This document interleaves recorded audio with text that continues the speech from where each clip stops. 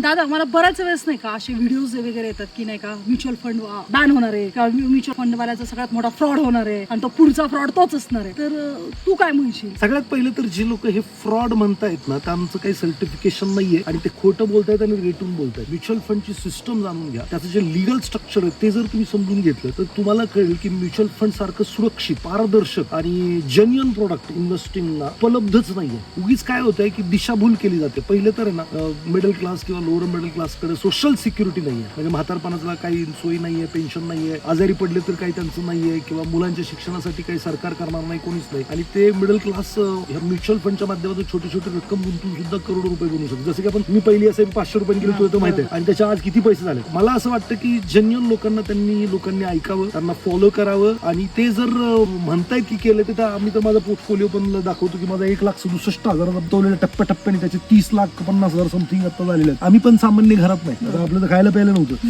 तिथून जर एवढं सगळं वेल्थ क्रिएट होऊ शकतं, एवढं सगळं फ्रीडम मिळू शकतं, तर मला वाटतं प्रत्येक माणसाने ते केलं पाहिजे. बघा मित्रांनो, तुम्हाला सुरुवात करायची आहे, जर तुम्हाला त्याच्या कामी काही मदत हवी आहे, मला फक्त खाली एक कमेंट करा SIP म्हणून, माझी टीम तुम्हाला करेक्ट करेल. एक फॉर्म येईल तो भरा आणि तुमची पण वेल्थ क्रिएशनची जर्नी सुरू करा.